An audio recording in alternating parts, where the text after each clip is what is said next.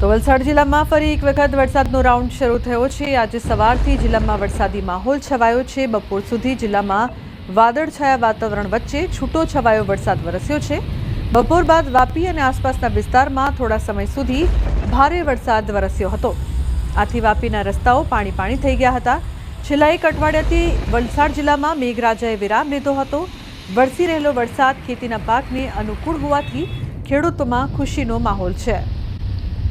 જિલ્લામાં વિરામ બાદ જામ્યો છે વરસાદી માહોલ। પ્રાંતિજ સહિતના ગ્રામ્ય પંથકમાં ધોધમાર વરસાદ વરસી રહ્યો છે। તો પ્રાંતિજ, બાકલપુર, વદરાદ, પોગલુ, સોનાસણ સહિતના ગ્રામ્ય પંથકમાં વરસાદી માહોલને લઈને નીચાણવાળા વિસ્તારમાં વરસાદી પાણી ભરાયા છે। વાહન ચાલકો બન્યા છે પરેશાન। તો પ્રાંતિજ સહિતના ગ્રામ્ય પંથકમાં ધોધમાર વરસાદ વરસી રહ્યો છે। લોકોને ગરમીથી રાહત મળી છે। બાકલપુર, વરદાદ, પોગલુ, સોનાસણમાં વરસાદ વરસી રહ્યો છે। તો સાબરકાંઠાના પણ કેટલાક વિસ્તારોમાં વરસાદ વરસી રહ્યો છે। ધરતીપુત્રોમાં ખુશીનો માહોલ। સાબરકાંઠા જિલ્લામાં વાતાવરણમાં પલટો આવ્યો છે। તલોદ સહિત ગ્રામ્ય પંથકમાં ધોધમાર વરસાદ। હરસોલ, રામપુર, કાલીપુરા, ગઢી, વક્તાપુર સહિતના ગ્રામ્ય પંથકમાં વરસાદ વરસી રહ્યો છે। તો તલોદમાં 1 કલાકમાં 1 ઇંચ વરસાદ વરસ્યો છે। વરસાદને લઈને નીચાણવાળા વિસ્તારમાં વરસાદી પાણી ભરાયા છે। વિરામ બાદ જામ્યો વરસાદી માહોલ। 3 દિવસના વિરામ બાદ અરવલ્લીમાં ફરી વરસાદ। માલપુરના અણિયોરમાં ધોધમાર વરસાદ। 3 દિવસના વિરામ બાદ શરૂ થયો વરસાદ। અસહ્ય ઉકળાટ બાદ વરસાદ થતાં ઠંડક પ્રસરી છે। ખેડૂતોને નિંદામણ બાદ વરસાદ થતાં ખુશી। અણિયોર કંપા, મોલીમાં વરસાદ। તો અરવલ્લીના ભિલોડા તાલુકામાં ધોધમાર વરસાદ વરસ્યો છે। માંકરોડા, ગંભીરપુરા, નવભવનાથ, મૌટાળા સહિતના વિસ્તારમાં ધોધમાર વરસાદ વરસી રહ્યો છે।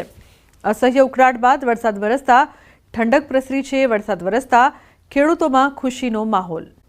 અન્ય સમાચાર, ખેડાથી કપડવંજ શહેરમાં વિરામ બાદ વરસાદી માહોલ છવાયો છે। 2 કલાકમાં 4 ઇંચ વરસાદ વરસ્યો છે।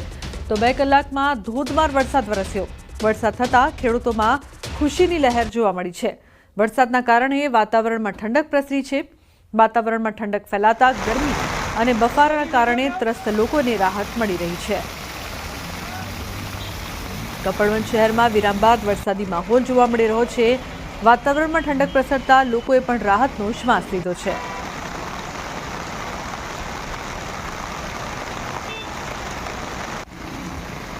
તો ખેડામાં વરસાદ 2 કલાકમાં 4 ઇંચ વરસાદ વરસ્યો। ગુજરાતમાં ભારે વરસાદ। હવામાન નિષ્ણાત અંબાલાલની આગાહી। હજુ બંગાળનો ઉપસાગર વધુ સક્રિય થશે। ડીપ ડિપ્રેશન કે લો પ્રેશર બનવાની પણ શક્યતા છે। તો ગુજરાત સુધી થઈ શકે છે અસર। અંબાલાલ પટેલની આગાહી છે। 28 જુલાઈ બાદ ગુજરાતમાં પવનનો મારો હશે। રાજ્યના ઘણા ભાગોમાં તેજ પવન ફૂંકાશે। તો કેટલાક ભાગોમાં 50 કે 60 કિલોમીટરે ફૂંકાઈ શકે છે પવન। 4 થી 8 ઓગસ્ટે ફરી એક વરસાદી સિસ્ટમ બનશે। 6 થી 10 ઓગસ્ટે દક્ષિણ ગુજરાતમાં સારો વરસાદ વરસશે। તો 2 ઓગસ્ટ બાદનું વરસાદી પાણી કૃષિ પાકો માટે સારું નહીં તેવું પણ અંબાલાલ પટેલે કહ્યું છે। તો ખેડૂતોને કર્યું છે સૂચન। ઓગસ્ટ અને સપ્ટેમ્બરમાં પણ સારો વરસાદ થશે। ઓક્ટોબર મહિના સુધી વરસાદ રહેશે। 4 થી 8 ઓગસ્ટમાં ગુજરાતમાં વરસાદ। તો 17 થી 19 ઓગસ્ટમાં ફરી એક વરસાદી સિસ્ટમ આવશે। 23 ઓગસ્ટ બાદ વરસાદની તીવ્રતા ઘટશે। પર્વત આકારનો મેઘ જ્યાં ચડશે ત્યાં પડશે 3 સપ્ટેમ્બરથી વરસાદ। તો અંબાલાલ પટેલનું સૂચન, ઝેરી જીવજંતુનો પ્રકોપ પણ વધી શકે છે। પૂર્વ નક્ષત્ર અંગે અંબાલાલ પટેલનું સૂચન। 13 સપ્ટેમ્બર બાદનું વરસાદી પાણી સારું। 27 સપ્ટેમ્બરથી 5 ઓક્ટોબર વચ્ચે પણ વરસાદ વરસશે। એટલે કે ખેલૈયાઓ માટે અંબાલાલ પટેલે માઠા સમાચાર આપ્યા છે। આ વર્ષે નવરાત્રિમાં પણ વરસાદ પડી શકે છે। આ વખતે નવરાત્રિમાં વરસાદ વિલન બની શકે છે। દક્ષિણ ચીનમાં જે ટાઇફૂન બનેલું હતું તેના અવશેષો બંગાળના ઉપસાગરમાં આવતા બંગાળનો ઉપસાગર વધુ સક્રિય થશે અને તેમાં ડીપ ડિપ્રેશન કે લો પ્રેશર બનવાની શક્યતા રહેશે। જેનો માર્ગ પણ છત્તીસગઢના માર્ગમાં થઈને પૂર્વ મધ્યપ્રદેશના ભાગમાં આવશે। ત્યારબાદ લગભગ પૂર્વીય ગુજરાતના ભાગોમાં આવશે। પૂર્વીય ગુજરાતના ભાગોમાં ભારેથી અતિભારે વરસાદ થવાની શક્યતા રહેશે।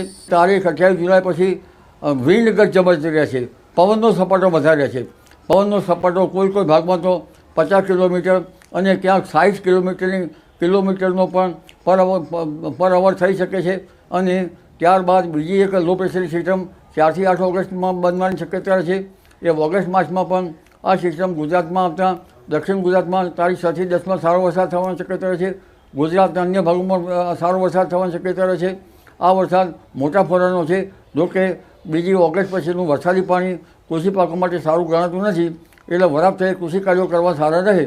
અને ઓગસ્ટમાં પણ સારો વરસાદ થવાની શક્યતા છે. સપ્ટેમ્બરમાં પણ સારો વરસાદ થવાની શક્યતા છે. અને વરસાદ છે ઓક્ટોબર સુધી ચાલવાની શક્યતા છે. જી, ઓગસ્ટ માસમાં 4 થી 8 ઓગસ્ટમાં જે સિસ્ટમ બની રહી છે એનો પણ ભારે વરસાદ થવાની શક્યતા છે. આ ઉપરાંત લગભગ 17, 18 અને 19 ઓગસ્ટમાં પણ એક બીજી સિસ્ટમ બનશે, જે પણ ઓગસ્ટમાં પણ સારો વરસાદ લાવશે. લગભગ 23 ઓગસ્ટ પછી વરસાદનું પ્રમાણ ઘટશે અને પર્વત આગળનો મેઘ જ્યાં ચડે ત્યાં પડશે. 3 સપ્ટેમ્બરમાંથી જે વરસાદ થવાનો છે તેમાં લગભગ ઝેરી જીવજંતુઓ વધવાની શક્યતા રહેતા ખેડૂત ભાઈઓએ જે પાછલા જે ખેતરમાં પડ્યા છે તેમાંથી પાછળામાં વીંછી વગેરે જે જંતુઓ કે ઝેરી જીવજંતુઓથી સાવચેત રહેવું પડશે. પૂર્વા નક્ષત્રમાં કહેવાય છે તો વર્ષે પૂર્વા તો ખેડૂત બેસે ઝૂલવા.